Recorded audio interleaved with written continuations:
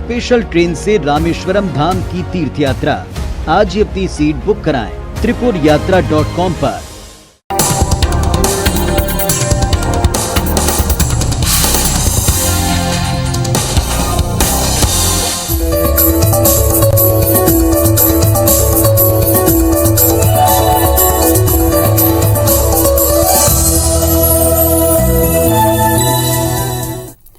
नमस्कार, आप देख रहे हैं IBC 24 और हमारे खास कार्यक्रम सितारे हमारे में आप सभी का बहुत बहुत स्वागत। मैं हूं आप सभी के साथ रचना नितेश और स्टूडियो में हमारे साथ मौजूद हैं ज्योतिषाचार्य पंडित प्रियशरण त्रिपाठी जी। पंडित जी, आपका बहुत बहुत स्वागत, नमस्कार। तो सबसे पहले तो आप सभी को सावन के तीसरे सोमवार की ढेर सारी शुभकामनाएं। आज हम पंडित जी से जानेंगे कि किस प्रकार सावन के तीसरे सोमवार में शिव जी की पूजा करने से आपका मन स्वस्थ रहेगा। और इसी के साथ होंगे आपके फोन कॉल्स। अपना सवाल पूछने के लिए आप हमें कॉल कर सकते हैं 0771400877 पर। तो चलिए कार्यक्रम की शुरुआत करते हैं और सबसे पहले जानते हैं आज के राहु काल और पंचांग के बारे में। जी, आज शुभ संवत 2079 शक 1944 सूर्य दक्षिणायन का श्रावण महीने के शुक्ल पक्ष की चतुर्थी तिथि है और दिन सोमवार। चतुर्थी रात्रि को 4:14 तक, पूर्वा फाल्गुनी नक्षत्र दोपहर को 4:07 तक। आज चंद्रमा सिंह राशि में होंगे। आज का राहु काल 7:16 से 8:54 तक होगा। तो पंडित जी, कहा ही जाता है कि पूजा करने से मन जो होता है वो बहुत ही स्वस्थ और शांत रहता है, और शांत मन तो हमेशा खुशहाली की तरफ ही अग्रसर होता है, और शांत मन के साथ आप सफलता भी हमेशा ही पा सकते हैं। लेकिन इसके लिए किस तरह से विशेष पूजा अर्चना की जानी चाहिए, और खास तौर पर सावन के महीने में तीसरे सोमवार को, ये आज आप बताइए। मैं आपको बताता हूँ, अगर ये सावन के महीने का पहला सोमवार होता, यदि ये चौथा सोमवार होता, यदि ये प्रदोष होता, यदि ये दिन होती, यदि रात होता, तो हर स्थिति में भगवान शिव जी की पूजा कैसे करना चाहिए। ऐसा लिखा है कि शिवोह जल प्रियम, शिव को जल बहुत प्रिय है, और जल से हम देखते हैं मन को। इसका मतलब यह है कि शिव को भावना बड़ी प्रिय है। लिखा है कि शयति तिष्ठति योजनानां मध्य शिवः इति, जो अत्यंत सहज हो, जो सबके समक्ष बैठता हो, सबके साथ वर्तना करता हो, उसका नाम शिव है। तो ऐसे भगवान आशुतोष को जल सबसे ज्यादा प्रिय है, यानी भावनाएं भगवान शिव को बड़ी प्रसन्न करती हैं। कहते हैं कि एक चोर था उसने सब तरफ चोरी कर ली, अब उसके पास चोरी करने का जुगाड़ नहीं बचा। अंत में उसे लगा कि अब जल्दी में क्या करें, तो भगवान शिव जी के मंदिर में घंटा लगा था। घंटा भगवान शिव के लिंग के ऊपर था। तो अब विचार किया उसने, बहुत कोशिश की, बड़ा घंटा उतारने की, कुछ नहीं हो पाया, तो खुद ही घंटे पर चढ़ गए, लिंग पर चढ़ गए और घंटा उतारने लगे। भगवान प्रसन्न हुए और भगवान ने उसे अद्भुत योग दिया, अद्भुत सुख दिया, अद्भुत आनंद दिया। वजह क्या थी कि लोग बेलपत्र चढ़ाते थे, लोग दक्षिण चढ़ाते थे, आज इस चोर ने अपने आप को चढ़ा दिया, भगवान प्रसन्न हो गए।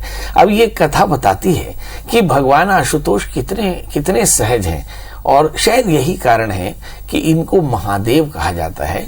तो इसलिए मुझे ऐसा लगता है कि भगवान शिव की पूजा के लिए जो 4 चीजें लगती हैं, पत्रम पुष्पम फलम तोयम, ये 4 चीजें आप जब कभी भी श्रद्धा से एकत्र कर लें 8 याम में, तभी आपकी भगवान की पूजा हो सकती है। मतलब कहीं से थोड़ा जल ले लें, बेल का पत्र ले लें, और पुष्प ले लें कनेर का, और पत्रम पुष्पम फलम तोयम, और बढ़िया भगवान को फल और फूल चढ़ा करके और भगवान का ओम नमः शिवाय इस मंत्र का जप करें, तभी भगवान प्रसन्न हो जाते हैं।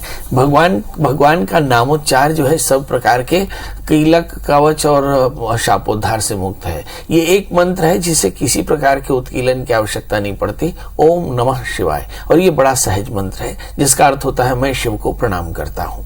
बस इस मंत्र की धारणा के साथ आप भगवान को सहज भाव से, बड़ी श्रद्धा से, भाव से भगवान की पूजा करें, तो आपकी सारी मनोकामनाएं पूर्ण होंगी। अब इसके लिए कुछ विशेष द्रव्य अगर आपकी इच्छा हो तो आप बढ़िया कनेर का फूल, कनेर का फल, इसके अलावा जो आपके धतूरे का फल है, धतूरे का फूल है, इसके अलावा आग का फल है, आग का फूल है, तो ये सारा कुछ भी आप भगवान को चढ़ा सकते हैं।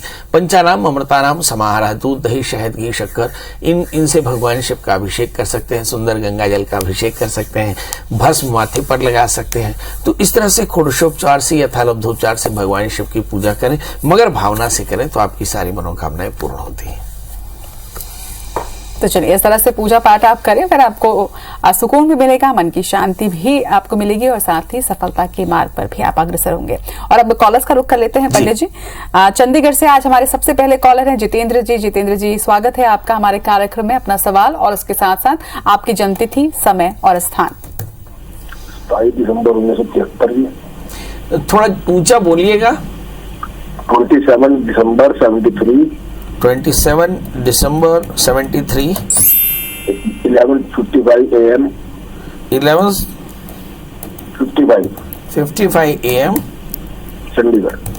जी, क्या जानना चाहते हैं?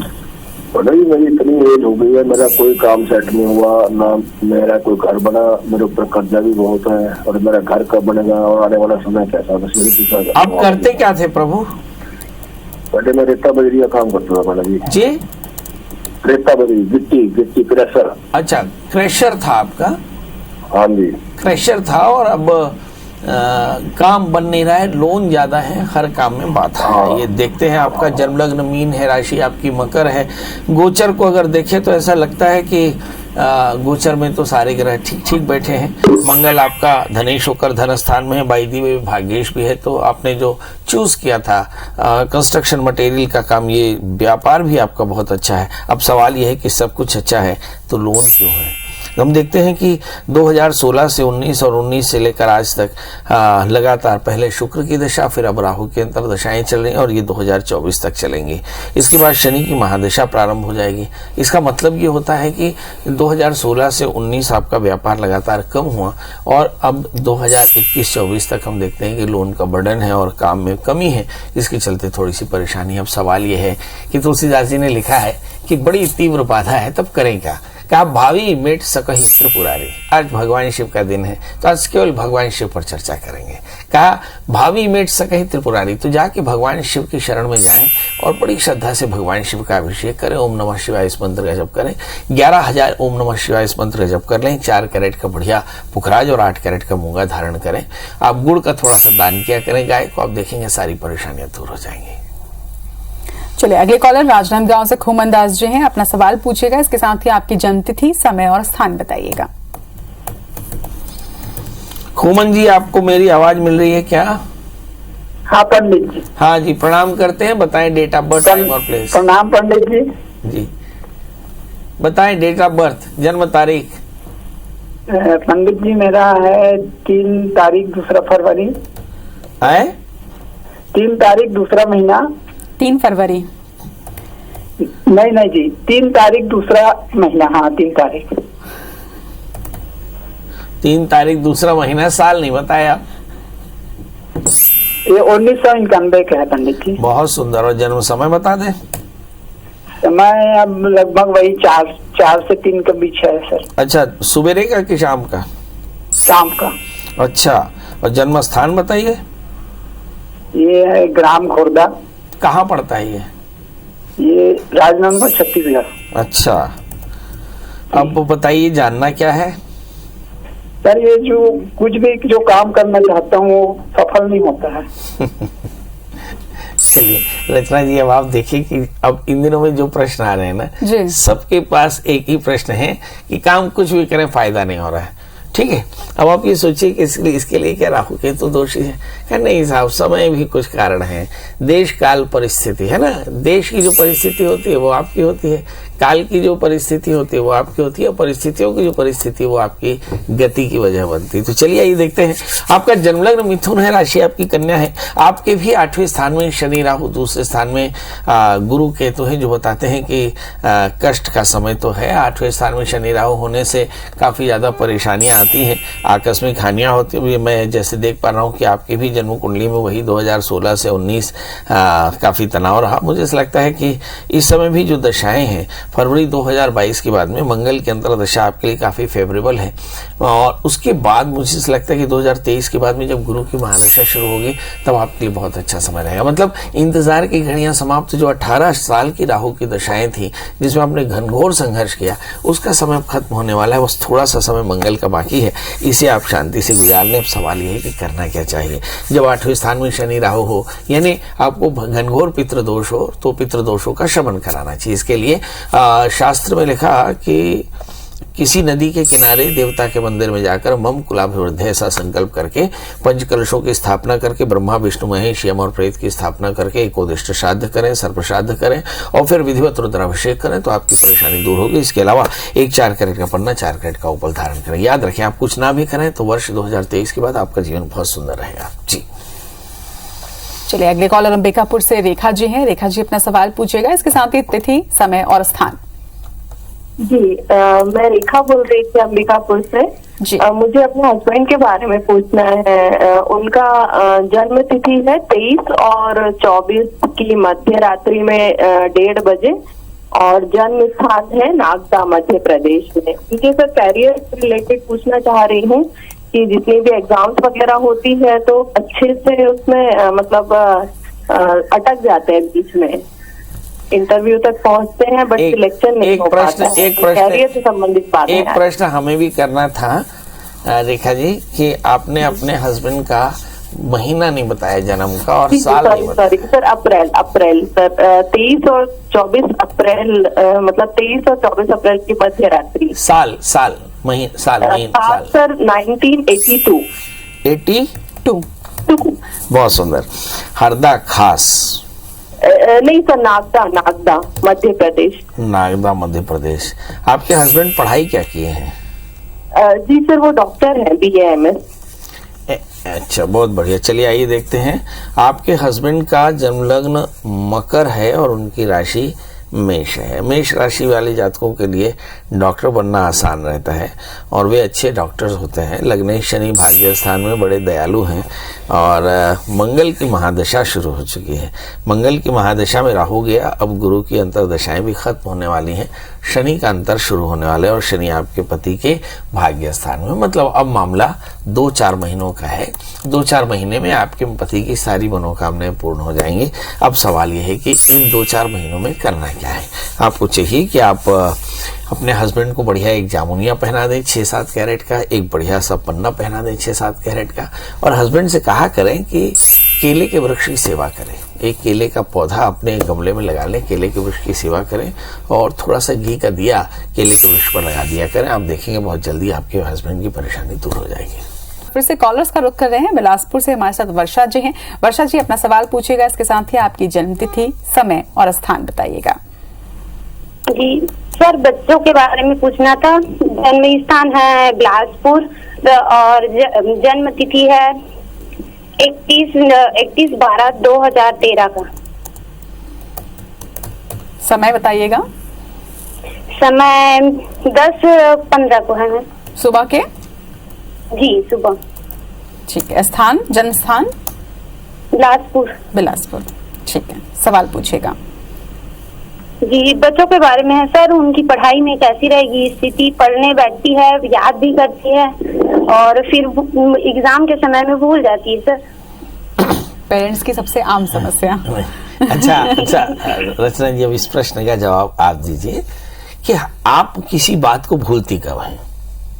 जब थोड़ा व्यथित रहती है, बहुत सारी चीजें एक साथ मेरे मन में चल रही होती है। मतलब अगर चित्त एकाग्र ना हो और उस समय कोई बात कही जाए तो वो बात भूल जाती है ना? तो ऐसा मेरा मानना है कि बहुत सारे पेरेंट्स जब ये कहते हैं कि आपका बच्चा जो पढ़ता है वो भूल जाता है, इसके सिर्फ 2 मतलब होते हैं। नंबर 1 कि बच्चे ने जब पढ़ाई की है तो वह एकाग्र नहीं था और यदि वह एकाग्र होगा तो उसे कोई चीज भूलेगी ही नहीं।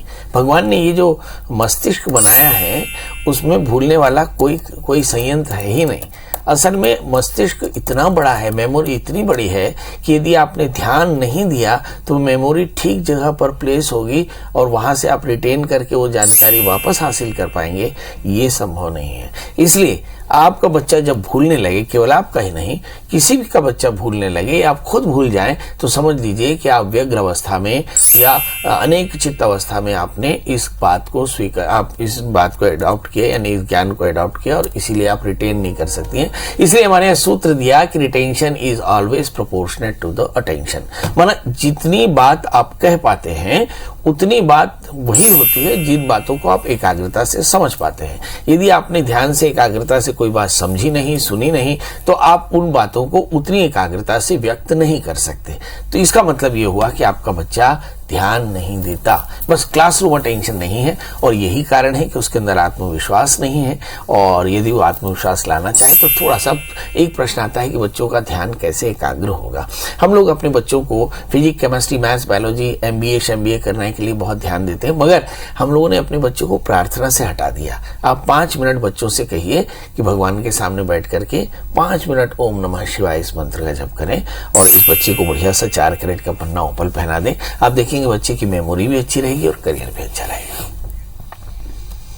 चलिए अगले कॉलर की ओर रुख करते हैं। बड़ौदा बाजार से मीना जी हमारे साथ है। मीना जी अपना सवाल पूछेगा और उसके पहले अपनी जन्मतिथि, समय और स्थान बताइएगा। हाँ पंडित जी नमस्ते। एकदम नमस्ते, बताएं। हाँ पंडित जी, मुझे मेरे बेटे के बारे में पूछना है। उनका नाम कैलाश है। 19 मार्च 1991। 19 मार्च 1991। जन्म समय? जन्म सुबह 10:15। जन्म स्थान? बड़ौदा बाजार। क्या जानना है? हाँ पंडित जी, हम लोग के बेटे को ना जूते का शॉप है, वो ढंग से चलता नहीं है, उस बदले की यही चलेगा। जूते की शॉप है, वो चलेगी कि नहीं? और जो आपने बोला था ओपन पहनाने के लिए, शादी के लिए, धंधे के लिए, तो कौन सी उंगली में पहनाया जाए सर? हाँ, अब एक एक करके हम बता देते हैं। यदि पुखराज पहनना हो तो तर्जनी में, जामुनिया पहनना हो तो मध्यमा में, ओपल और मूंगा माणिक्य पहनना हो तो अनामिका उंगली में, पन्ना और मोती पहनना हो तो कनिष्ठिका में। ये सारे रत्न इन 4 जगहों पहने जाते हैं, और जो जामुनिया और गोमेद है वो मध्यमा में पहने जाते हैं। चलिए, इस बच्चे का जन्मलग्न वृषभ राशि, इसकी मेष है, और इस बच्चे को मैंने कहा था कि एक पन्ना, एक जामुनिया और एक ओपल इस बच्चे को पहना दें तो इसका करियर काफ़ी अच्छा रहेगा। वैसे मैं आपको बता दूं कि इस बच्चे का बिजनेस बहुत अच्छा चलने वाला है, क्योंकि बाई द वे जब कोरोना का टाइम था उस समय किसी के ग्रह कैसे भी रहे हों, पर 2018 से लगातार आपके बच्चे का समय ठीक नहीं था, इसके चलते उसका व्यापार चला नहीं। मगर सितंबर 2022 के बाद से लगातार जब शनि की अंतर्दशाएं चलेंगी तो मुझे ऐसा लगता है कि बहुत अच्छा समय आएगा और आपका व्यापार चलेगा। आपको अपने व्यापार को और कुछ छेड़छाड़ करने की जरूरत नहीं। आप जब बहुत परेशान हो तो भगवान शिव का अभिषेक करा लिया करें, सपरिवार बैठ करके, तो आनंद रहेगा। चलिए एक छोटा सा सवाल जाते जाते पंडित जी, कि अक्सर आप उपायों में कहते हैं कि वृक्षों की सेवा करनी चाहिए, जीवों की सेवा करनी चाहिए, वनस्पति की सेवा से किस तरह से कल्याण होता है? देखिए, मुझे ऐसा लगता है जैसे हम कहते हैं गाय को भोजन कराएं जी, कुत्ते को भोजन कराएं, है ना, लोगों को आहार दें, अतिथियों को आहार दें, याचकों को भोजन कराएं, ये तो एक बात हुई। मगर जिस तरह से हमारी एक दुनिया है मनुष्यों की, वैसे इतर लोगों की भी योनियां हैं। तो जो स्थावर होते हैं, स्थावर माने जो पेड़ पौधे हैं, ये स्थावर योनियां हैं, इनकी भी पूजा की जाती है और इनकी भी सेवा की जाती है। याद रखिए कि जो प्राण है, मतलब प्राणवायु है, इन्हीं वृक्षों से मिलती है, और जो जीवन देता है उसका नाम ईश्वर है। तो ऐसी स्थिति में ये जो वनस्पति है, जो केले का वृक्ष है, आंवले का वृक्ष है, वट है, पीपल है, नीम है, ये सारे के सारे वृक्ष आपके लिए प्राणदायी हैं, यानी ईश्वर तुल्य है। इसलिए इनकी सेवा करने से आपके पाप कटेंगे और संसार में आनंद बढ़ेगा। इसलिए यदि आपने एक ब्राह्मण को भोजन कराया और एक पीपल का वृक्ष लगाकर उसकी सेवा की, तो मुझे ऐसा लगता है कि पीपल के वृक्ष की सेवा से आपको ज्यादा फल मिलेगा। इसलिए अच्छा, एक बात और है कि मनुष्य कभी कृतज्ञ भी हो सकता है, पर वनस्पति कभी कृतज्ञ नहीं होते, है ना। वनस्पतियां कितनी विनम्र होती हैं कि आप किसी पेड़ में जब पत्थर मारते हैं तो उसके बदले में वनस्पतियां आपको पत्ते देती हैं, फल देती हैं। इसलिए इस विनम्र योनि का आपको बहुत ध्यान रखना चाहिए। चलिए, तो इससे पुण्य तो प्राप्त होता ही है, इसके साथ साथ आपके आने वाली पीढ़ी के लिए आप पर्यावरण को भी संरक्षित करते हैं जब आप वृक्ष की सेवा करते हैं, वृक्षारोपण करते हैं। इसी बात के साथ आज के हमारे इस खास कार्यक्रम में इतना ही। हमें दीजिए इजाजत। नमस्कार।